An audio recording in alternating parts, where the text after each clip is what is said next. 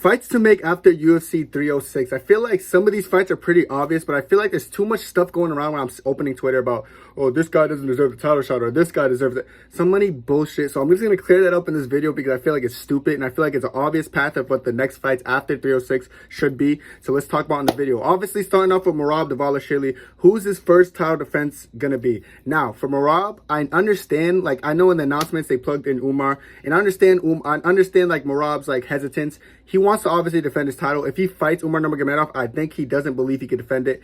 And I kind of agree with Merab there. I believe he doesn't. I don't think he could defend against Umar either. So I see why he's trying to push for the Figgy fight. However, Figgy did end up saying like today or something that he wants to fight Merab, obviously because he wants to get the fast track to the title. Initially, he wanted to fight Peter Yan. Peter Yan wanted to fight Figgy because Figgy knew he had to do a little bit more before he gets a title shot. But Merab has been trying to like throw away the Umar thing because, oh, he only beat one ranked guy. He might have been the number 2 ranked, but he only beat that guy. The thing about Figgy, his last win was against Chito Vera. I don't know why someone would think Chito Vera gets you a title shot. Corey Sandhagen beat the shit out of Chito Vera.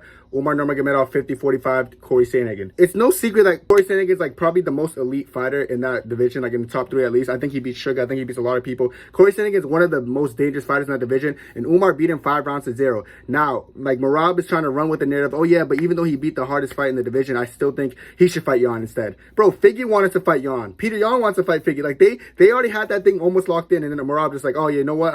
Umar doesn't deserve it. He only beat the crap out of Corey, but Corey's like, you know, he's just the best. Doesn't make sense. Like I said, I understand Merab. If I was Merab, I'd be doing the same thing, but the next fight to make is Merab versus Umar Nurmagomedov, and there's no if, whats, or buts about it. I feel like they don't want to, like everyone's gonna ride with this narrative like, oh, Dagestani privilege. Yeah, he might have beat the guy who probably should get him a title shot, but still he should do more. He should go back. He should fight the guy under him now. He should go back and fight Peter Yan, even though Peter Yan is levels under Corey Sandhagen in the ranks.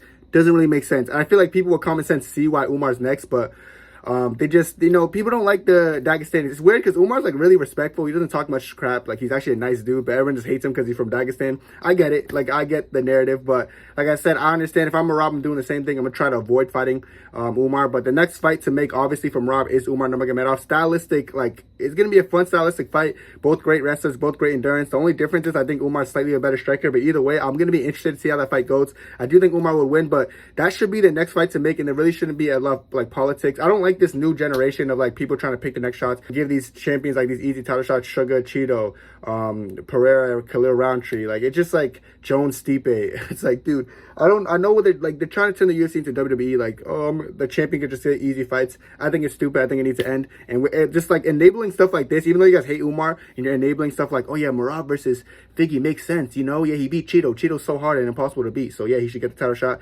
When we enable this, it ruins the culture of the fight game. It's just going to get worse from here if we keep letting it happen. So we have to make sure that Merab and Umar is the next fight, plain and simple. Now, what should Sugar Sean O'Malley do after facing his loss? I think it's pretty obvious. I think we wanted a Corey Sandhagen versus Sugar match for the title, but now we're going to have to get it for some kind of like maybe title eliminator fight, see who's next or thing. Maybe not who's next, but like just see what's up with them, because I feel like Sugar and Corey is an interesting matchup. 2 of the most elite strikers in the division, maybe outside of Peter Yan. I feel like Sugar has great striking, Corey has great striking as well.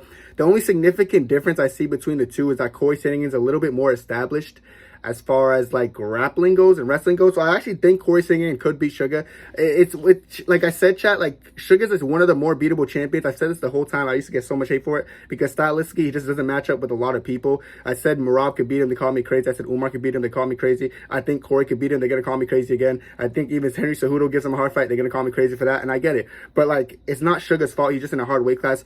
If he beats Corey, that puts a statement, because Corey's a very well-rounded fighter. I think that would do a lot for Sugar's career. So I don't think this is like a negative fight for Sugar. I think he should take it. If he succeeds, he's still back in that title picture, one of the best. And if he loses to Corey, then the Tony Ferguson run starts. Then he's gonna get thrown a Peter Yan again, lose that, get thrown a Figgy. I don't know, but like it can only go downhill for Sugar if he loses against Corey Sandhagen. But I feel like stylistically that's a fun matchup. I feel like everyone wants to see that, so I feel like that makes the most sense. Corey Sandhagen versus Sean O'Malley. That's the only fight left, and I don't know why anyone would ever think something otherwise. Yeah, let's see how good Sugar Sean O'Malley really is. Now, co-main event, we had Valentina versus Grasso. For Valentina, like, like people. I heard people talking about a fourth fight. It's the stupidest thing ever. Like first fight, Valentina beating the shit out of her. Grasso finds a crazy choke. Second fight, Valentina won. They robbed her for a draw. Third fight, 50-45. Valentina was always the better fighter. I said it in one of my other videos. They said I was stupid, but it's just the truth. Valentina is just a superior fighter. I don't want to see that fight again. It's like seeing it's almost like you don't really know what to expect because you know Valentina is way better than Alexa Grasso, but you know she could almost like sunk into submission or something. I'm not really interested in that. I think Manon Fiorot should get the next shot. I definitely said her name wrong. I don't know. The French girl, the blonde hair. She's really good. I think she deserves it. I think she's coming off a win, back-to-back wins against Rose Namajunas and Erin Blanchfield. So those are two great women to beat back-to-back. I feel like that's obvious that she deserves it next. So I feel like her versus Valentina makes the most sense. I don't care for a fourth fight for Alexa Grasso. Grasso's good, but I always thought she was a little overrated. Like, I hate to be that guy, but she is, bro. Like, people just like that because she look good. Let's be real. But yeah, I feel like that's the next fight, and there's no ifs, whats, or buts about it. That's literally the next fight. She deserves it. Grasso doesn't. Moving on. Now, what do we do with Alexa Grasso? You guys are probably saying, but what about Grasso, man? Kenny, like, she deserves something. Yeah, I think she deserves Erin Blanchfield, the girl who Manon just beat in her last fight. Just because I feel like Erin Blanchfield's she looks good. She's still tough, and I feel like it's a hard stylistic matchup for Grasso. It's going to show how good Grasso really is. I still want Grasso going against some of the best in the division, just so she can kind of like prove who she is and how good she really is. Because I think she's good, but like she still needs to be proven. I feel like Blanchfield's going to be the perfect style to prove her. Because we just saw Grasso get wrestled by Valentina.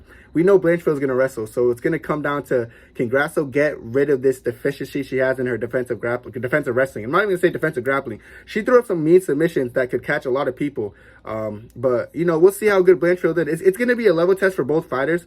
I like both fighters. I think they're both talented, but I feel like Grasso doesn't deserve the rematch, so she needs something like this to get her back in the title picture. And maybe if she destroys Blanchfield, get her back in that title shot. But let us take a break. You guys aren't Figgy and fucking Moreno. We don't want to see you guys fight like mad times. Like, I'm sorry, it's just not that. It's not that interest. It's not really a big thing for WMMA. So just let it be. Let it die down and like let Grasso prove herself and let Valentina continue to be the GOAT because she's the greatest woman fighter of all time. So in my opinion, up there with Nunes. So yeah, I just feel like they need to separate and have their own battles and then see what happens after that. Now, the last couple fights I'm going to talk about that I feel like need to be made after 306. We're going to have to talk about the Diego Lopes and Brian Ortega situation. I already said before the fight, I knew Lopes was going to walk through him. I don't know why anyone even thought Ortega had a chance. I think it was kind of funny that people thought Ortega had a chance, but I feel like Diego Lopes deserves a Volkanovski fight. And people are going to be like, what the heck? That's a big jump.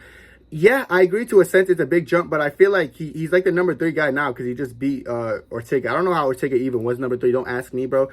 People just thought Yair was really good. He beat Yair, and then people were like, oh, what the hell? So yeah, give him Volkanovski. Volkanovski, and this might sound mean, but I think Volkanovski will win this fight, and I think he needs a fight like this to get back in the win column. Lopes is great, but him and Volk probably going to be a 5-round fight. We know Volk's a good 5-round fighter, good toughness, good endurance, hard to choke. Yeah, and we know Lopes has power, so it's also going to be like, okay, let's test how good Volkanovski's chin is before he gets a rematch with Ilya. Because if he just hops back in the fires then with the winner of Ilya or Max, and Ilya's probably going to beat Max, and then Ilya's going to just knock out Volk again. I want to make sure Volk's chin is up to par. I think Lopes is good enough to test his chin and like see how good he can overcome that. And I also feel like this is I hate to say easy fight for Volk, but I do think Volk has the skills to beat Lopes. So I want to just see how it plays out. I don't know what Volk's plan is right now. I know he's sitting out kind of. He's trying to wait for the title shot, which is he's gonna get him problems. Sitting out, waiting for a title shot against like a Ilya or Max, it's just not going to do him any favors. He needs a fight in between then. I feel like he should fight against Lopes. Lopes didn't take absurd amount of damage in that fight because Ortega's kind of mid. I think he should take a little bit month off. Watch how the Ilya and Max fight play out. If Ilya wins again, I'm not really see Volk jumping for the bit for that rematch. If Max wins, I'm sure that Volk's going to try to jump that. But like when Ilya wins, I think Volkanovski should just go ahead and fight Lopes. I feel like that fight just makes the most sense stylistically for both fighters. And I think it'll be a fun fight. I think Volk will win, but I still think, let's see how good Lopes is. And if Lopes beats Volkanovski, put him in that title shot. And what do we do with Ortega? I feel like Ortega's done with 145. He kind of made it obvious that he doesn't really want to cut that weight anymore. So I feel like the person to introduce him to 155 should be Jalen Turner. I know you guys are like, where do you get Jalen Turner from? I just feel like Jalen Turner is like, he has his moments where like he kind of struggles with grapplers. Like he did lose to Gamrot, even though I thought he won. He did lose to Moicano because he kind of walked off when he shouldn't have. Like I feel like Jalen Turner fails when he's going against people he should be beating. So give him someone like Brian Ortega, who he should beat, in my opinion. He's probably going to fail. And listen, if Ortega beats Jalen Turner, he gets put immediately into the top 15 in the lightweight division. Because I guess he wants to go. I don't see him having a success at the belt at any weight class, but maybe he just wants to go to lightweight because he knows it's going to be easier on his body to make the weight. Maybe he's going to perform better when he can make the weight. We know Ortega has some good endurance. We know Jalen Turner's endurance iffy. So we can see who, yeah, I think it'll be a good fight, man. I'll be real.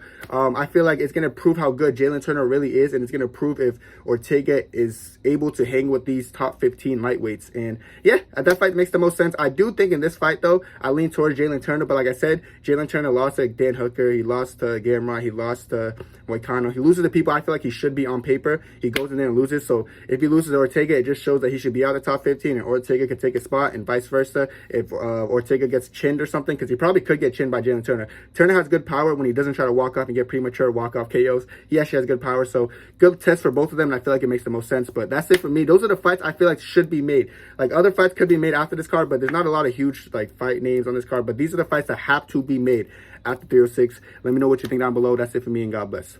2, 3.